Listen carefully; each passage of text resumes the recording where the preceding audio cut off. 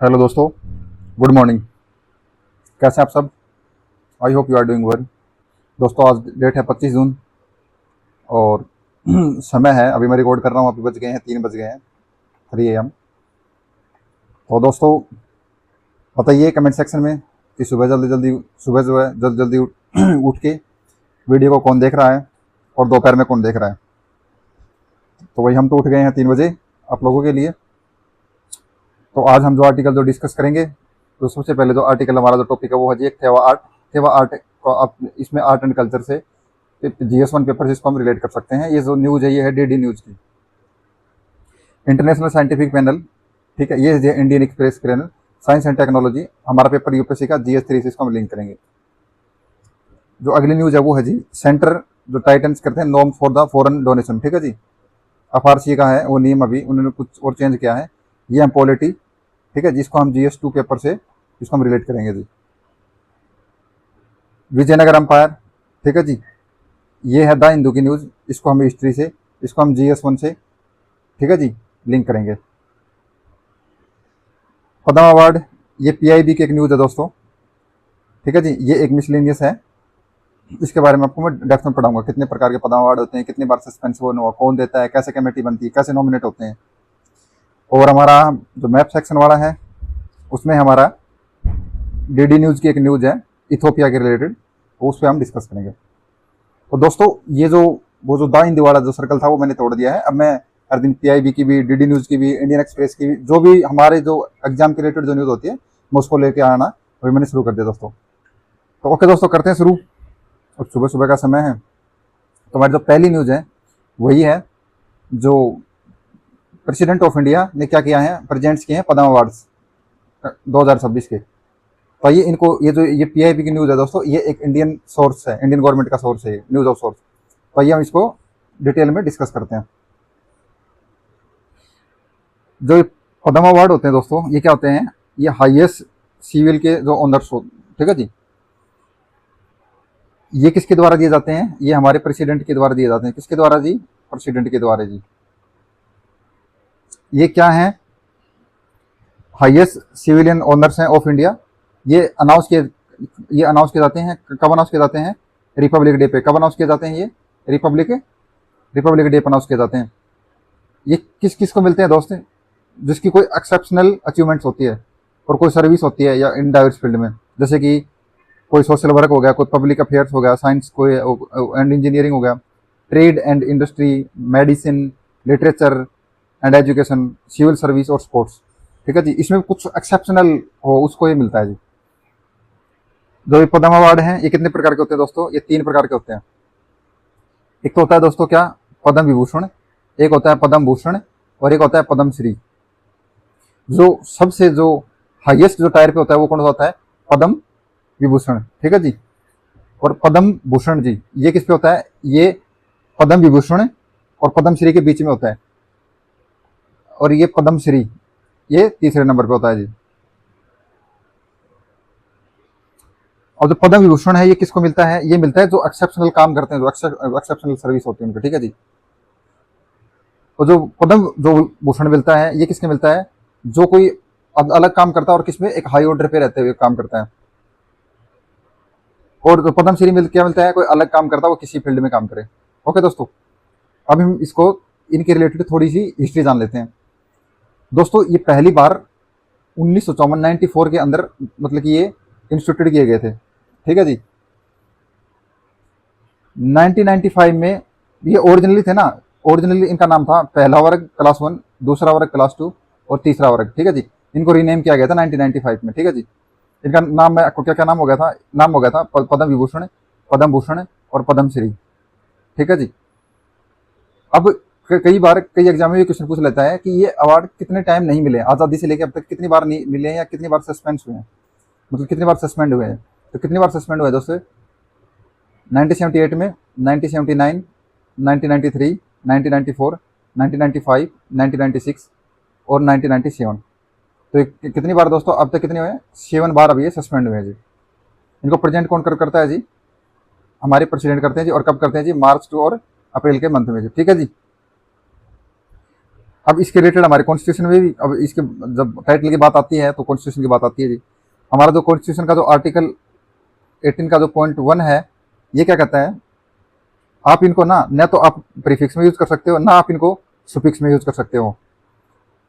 मतलब प्रीफिक्स क्या, यानी कि मान लीजिए, ठीक है जी, किसी का नाम है राम और अभी किसी को अवार्ड मिल गया क्या, पद्म विभूषण, तो वो यहाँ पर पद्म विभूषण राम यहाँ भी यूज नहीं कर सकता और इसको यहाँ पर यूज नहीं कर सकता पद्म विभूषण जी। ओके जी, ये इसमें कोई भी मटेरियल नहीं मिलता, ठीक है जी, मटेरियल आप इसमें कोई पैसा नहीं मिलता, इसमें आप एक सर्टिफिकेट मिलती है जिसको सनद बोला जाता है जी, जिसपे प्रेसिडेंट के साइन होते हैं। इसमें कोई भी कैश अवार्ड नहीं मिलता आपको, कोई भी आपको ट्रेवल मतलब अलाउंस नहीं मिलता इसमें। ये इंपॉर्टेंट है दोस्तों, आपको इसमें कोई भी कैश नहीं मिलता, कैश यानी आपको कोई भी नगद पैसा नहीं मिलता इसमें। इसकी लिमिट है जी, इसकी लिमिट कितनी है जी, टोटल 120 लिमिट है जी, ठीक है जी। बट कुछ एक्सेप्शन केस और एक्सक्लूडिंग, ठीक है जी। ये 120 देखो, अगर एग्जाम में क्वेश्चन आ जाता है कि जो पद्म अवार्ड्स हैं वो टोटल तो हम कितने दे सकते हैं, तो वो 120 है, बट एक्सक्लूडिंग, एक्सक्लूडिंग अर्थ है कि ये भी हो सकते हैं, ठीक है जी। मरणोपरांत जो वे और एनआरआई और ओसीआई जो फॉरनर हैं उनको अगर अलग अलग कर देंगे, ठीक है, तब 120, अगर इनको जोड़ेंगे तो ये ज़्यादा हो जाते हैं। ओके दोस्तों, ये 131 समथिंग हो जाते हैं जब इनको ऐड करते हैं तो। एक बार अगर किसी को मिल गया, ठीक है जी, मान लो किसी को अब की बार, जैसे मान लो ये जो थर्ड टायर वाला मिल गया, अगर अगर अब इसको मिडिल टायर में आने के लिए इसको 5 साल के बाद इसको नॉमिनेट कर सकते हैं, उससे पहले नहीं कर सकते। और जो मरणोपरांत जो डिक्लेरेशन है वो जनरली नहीं दिए जाते हैं, बट एक्सेप्शनल केस में दे दिए जाते हैं। अब ये इसके प्रोसेस क्या होती है दोस्तों, प्रोसेस कैसे शुरू होती है ये देखिए। पब्लिकेशन, जो पब्लिक नॉमिनेशन होते हैं ये ओपन होते हैं, वो हर किसी के लिए कि आप आइए, मतलब कि आप इसमें नॉमिनेट कर दीजिए, या फिर कोई कोई स्टेट गवर्नमेंट कर दे जी आपको, या फिर आपको कोई आपकी यूनियन टेरिटरी है जी, या आपको कोई इंस्टीट्यूशन है जी, वो आपको ये बोल दे, या कोई मिनिस्ट्री बोल दे कि भाई इसने इतने इस फील्ड में अच्छा काम किया है, इसको पद्म विभूषण या पद्म भूषण मिलना चाहिए। फिर उसके बाद एक कमेटी बनाई जाएगी, कमेटी रिव्यू करेगी कि जो नाम दिया गया है कि उसके वो काम सही है। उस कमेटी के अंदर कौन कौन होते हैं, उस कमेटी के अंदर जो होते हैं कौन कौन होते हैं, जो जो कमेटी को कौन बनाता है, कमेटी को बनाया जाता है प्राइम मिनिस्टर के द्वारा, ठीक है जी। और इसको चेयर कौन करता है, चेयर करता है इनको कैबिनेट सेक्रेटरी, और जो हमारे जो प्रेसिडेंट के जो सेक्रेटरी हैं वो, ठीक है जी। इसमें 4 से 6 एमिनेट, मतलब कि इंडिविजुअल सिविल सोसाइटी के लोग होते हैं। और फाइनल अप्रूवल किसका होता है दोस्तों, इसमें मतलब कि प्राइम मिनिस्टर की रिकमेंडेशन पे फाइनल अप्रूवल राष्ट्रपति का होता है, ठीक है जी। इसको रिकमेंड कौन करेगा, प्राइम मिनिस्टर जी, और कौन करेगा जी, राष्ट्रपति, ठीक है जी, मतलब कि प्रेसिडेंट। 2026 के जो विनर हैं, एक तो हैं जी ये श्री पी जो नारायण है, इनको नारायण जी बोला जाता है, इनको लिटरेचर और जर्नलिज्म में मिला, ये इंपॉर्टेंट हो जाते हैं दोस्तों। एक है जो अपने ऑनरेबल जस्टिस हैं, ये रिटायर्ड हैं, अतुल चंदूरकर, इनको लॉ एंड पब्लिक में मिला जी। कुछ पद्म भूषण मिले हैं, अब किस किस को मिले दोस्तों, डॉक्टर एस के मैलेंदन, ये सोशल वर्क में मिला है इनको। श्री मोती MKL, इनको आर्ट और सिनेमा एक्टिंग में मिला है। श्री वेलापल्ली नाथसेन, इनको सोशल लीडरशिप में मिला है। डॉक्टर दत्रेयुडू नोरी, इसको मेडिसिन, इसमें ये इंपॉर्टेंट हो जाता है दोस्तों। और श्री शिबू सोरेन, ठीक है जी, इनको मरणोपरांत मिला है, ठीक है जी। और ये अलका, अलका को तो भाई कोई नहीं जाने के सॉन्ग, पता नहीं आप लोग सुनते हो नहीं सुनते हो, बट हमारे पापा तो लोग तो बहुत सुनते हैं इनके सॉन्ग। तो दोस्तों ये थी हमारी न्यूज़। अगला है हमारा डीडी न्यूज़ का। डीडी न्यूज़ में क्या है, हमारे जो माननीय प्रधानमंत्री मोदी जी हैं, वो उन्होंने क्या किया है, मतलब कि सालिका के जो प्रेसिडेंट है उनको क्या दिया है, एक राजस्थान की एक थेवा आर्ट है, ठीक है जी, उनको वो गिफ्ट में दिया। तो अब यहाँ पर क्या हो जाती है, थेवा आर्ट इंपॉर्टेंट हो जाती है। आप समझिए, देखो मैं समझा देता हूँ, ये इमेज दिख रही है, इसमें जो ये होती है ना, ये जो मैं आपको दिखा रहा हूँ, ये ना, ये सोने की लेयर है इसमें जी, एक, ठीक है जी, थिन लेयर, एक सोने की लेयर है इसमें। आइए आप इसके बारे में थोड़ा सा डिटेल में आपको बताते हैं दोस्तों। अगर आपको मेरा पढ़ाया और अगर आपको मेरा इनिशिएटिव ये पसंद आ रहा है, और हर दिन मैं आपको सुबह अर्ली मॉर्निंग उठा रहा हूँ, और अगर आपको ये इसकी PDF चाहिए है, तो आप ये मेरा QR कोड है, आप टेलीग्राम को आप इस पर स्कैन करके आप इसको ज्वाइन कर सकते हो, और आप इसको सर्च कर सकते हो UPC तक 03। ओके दोस्तों, और अगर आपको पसंद आए तो आप लाइक शेयर कर सकते हो, अगर आपको पसंद आए तो, नहीं तो आप डिसलाइक भी कर सकते हो, कोई वो नहीं है। थेवा आर्ट, इंडिया की ग्लोइंग जो heritage of the gold on glass, ठीक है जी। ये ग्लास जी, और ये गोल्ड जी, और ये जी फ्लोरा एंड फौना जी। इसके बारे में बार बार पढ़ते हैं। ये एक हैंड मतलब कि ठीक है जी, हाथ से बनाई हुई है सीट होती है जी ये। ठीक है, इसके अंदर कितना होता है, इसके अंदर 23 कैरेट गोल्ड होता है इसके अंदर। ठीक है जी, ये कहाँ से किसके, ये राजस्थान में है जी। और ये जो थेवा आर्ट है, ये कहाँ से रिलेटेड है दोस्तों, आपको पता होना चाहिए कहाँ से, ये राजस्थान से है। ठीक है, राजस्थान में भी एक डिस्ट्रिक्ट है, कौन सा जी, प्रतापगढ़ डिस्ट्रिक्ट है। कौन सा डिस्ट्रिक्ट है, प्रतापगढ़ डिस्ट्रिक्ट है।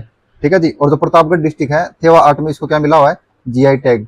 और इसको ये कब मिला था, ये 2013-14 में इसको क्या मिला था, जीआई टैग मिला था। ओके दोस्तों, थेवा आर्ट कहाँ की है, राजस्थान की, और इसको जीआई स्टेटस मिला 2013-2000। ठीक है जी, अब इसके रिलेटेड कुछ हिस्ट्री देख लेते हैं जो थेवा आर्ट के रिलेटेड न्यूज में है दोस्तों। ये इसका जो इन्वेंशन किया गया था, ये किसने किया था, एक नथुलाल सोनी थे। ठीक है जी, उन्होंने किया था इसको, जो मुगल और जो राजपूता एरा में। फिर जो महाराजा थे समर्थ सिंह, इससे थोड़ा इंस्पायर हो गए, इंप्रेस हो गए, उन्होंने बोला, अरे बोला इतना अच्छी तुमने वो आर्ट बना दिया, तो इनको एक टाइटल दे दिया, राज सोनी। राज से देखो राजा, सोनी यानी कि सुनार, यानी कि रॉयल गोल्ड स्मिथ। इसका एक सीक्रेट ट्रेडिशन ये है दोस्तों, ये मतलब कि एक पीढ़ी से दूसरी पीढ़ी से तीसरी पीढ़ी आई है दोस्तों। और ये एक्सक्लूसिवली मतलब कि वुमेन वुमेन को बिल्कुल भी इसमें वुमेन को बिल्कुल भी कोई आइडिया नहीं है दोस्तों। इसमें वुमेन को कोई भी आइडिया नहीं है दोस्तों। ठीक है, ये सिर्फ इसको कौन बनाते हैं, इसको सिर्फ कौन बनाते हैं, मैन। ठीक है जी, ये इंपॉर्टेंट हो जाता है, exclusively within the male lineage. इसके की फीचर देख लेते हैं। की फीचर क्या है, जो ये है और ये कपड़ा है और इस पे ये गोल्ड है, ये है, ये सब इस पे चिपा हुआ लग रहा है दोस्तों इमेज में। ठीक है, बट इसमें कोई ग्लू, कोई भी सिंथेटिक, कोई पेस्टिंग का मेटेरियल, किसी का भी कुछ भी यूज नहीं हुआ दोस्तों इसके अंदर। ठीक है जी, इसके अंदर जो एक सीक्रेट थर्मल बोल्डिंग प्रोसेस है वो यूज की गई है।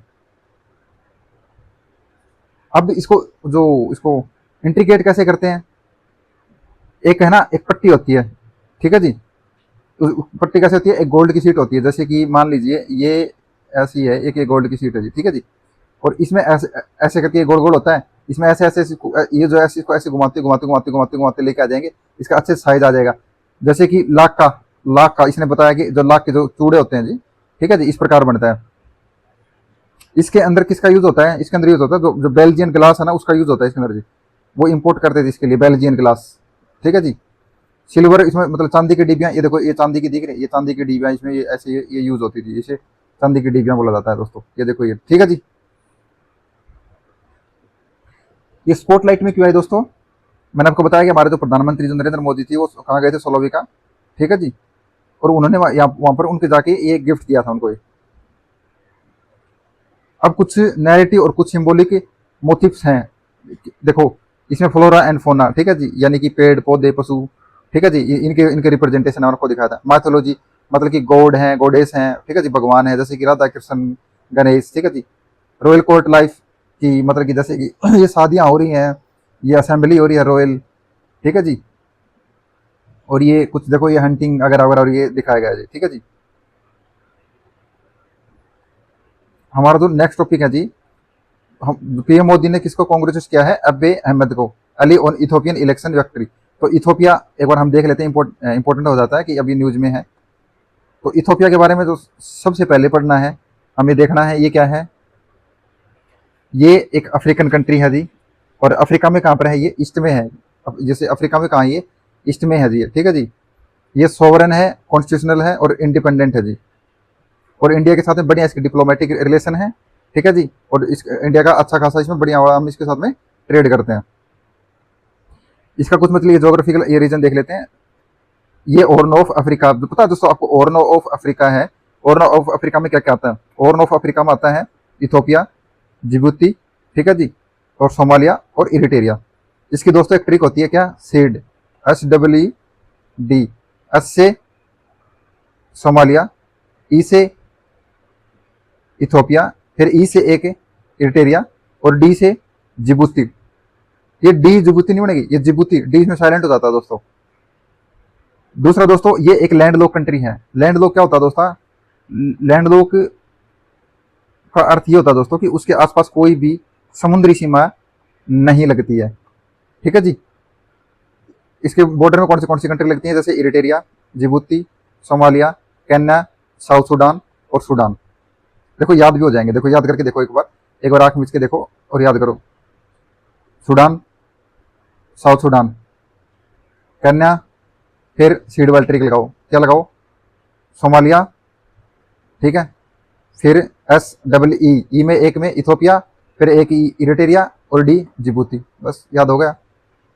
यहाँ से एग्जाम मतलब कि स्टेट पीसीएस में भी और यूपीएससी में यहाँ पे अच्छे खासे भर भर के क्वेश्चन पूछे जाते हैं। अब दोस्तों न्यूज में है तो यहाँ की कुछ जियोलॉजिकल फीचर भी देख लेते हैं।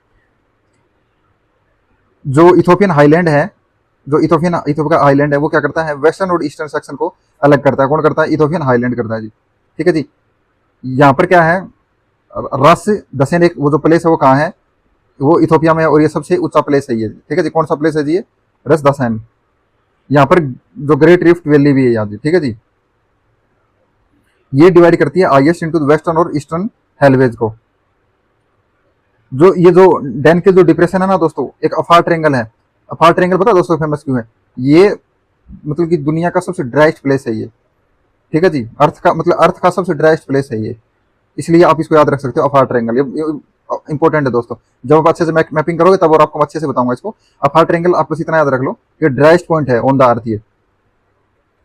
यहाँ से दोस्तों आपको पता है इथोपिया में क्या है, लेक ताना, और लेक ताना से क्या निकलती है, लेक ताना से एक नदी निकलती है। कौन सी नदी निकलती है, ब्लू नाइल, ठीक है, जिसको बोला जाता है एबी रिवर। और ये किसको करती है, ये कंट्रीब्यूट करती है वो वाटर उसमें डाउन स्ट्रीम में, किसमें करती है, नाइल रिवर में। किसमें जी, नाइल रिवर में। ब्लू नाइल निकलती है और ये नाइल रिवर में जाके मिल जाती है। और कहाँ से निकलती है, लेक ताना से। लेक ताना कहाँ है, इथोपिया में। लेक ताना कहाँ है, इथोपिया में। रिड डाउनलैंड प्लेन से दोस्तों, यहाँ पर सवाना टाइप, ठीक है, सूडान, सोमालिया और सूडान टाइप के ये सरबन से, जैसे यहाँ झाड़िया टाइप में रेगिस्तान वाला एरिया भी है, जैसे कि हमारा जो राजस्थान वाला एरिया इस टाइप में। और जो ये वन ऑफ द वर्ल्ड की ओल्डेस्ट सिविलाइजेशन है विद रिच नेचुरल हेरिटेज, ठीक है जी। Strategically located in heart of horn of Africa. अब मुझे बताइए, अब हॉर्न ऑफ अफ्रीका में कितनी कंट्री आती है, कमेंट सेक्शन में। दोस्तों हमारी जो नेक्स्ट न्यूज आती है वो आती है जो एक विजयनगरा के किंग की तो 16th सेंचुरी की इंस्क्रिप्शन मिली है, ठीक है जी। कहाँ मिली है, शेषाचलम में, फॉरेस्ट इन तिरुपति, ये आंध्र प्रदेश में एक जगह है, वहां पर मिली है। इसको थोड़ा डिटेल में स्टडी करते हैं।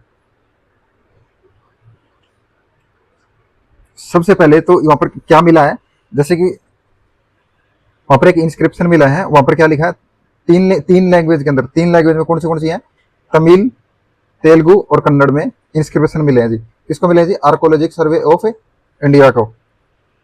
ये इसकी लोकेशन कहाँ जी, ये आंध्र प्रदेश में, मैंने आपको बता दी, नालामला हिल्स के आसपास में पड़ती है।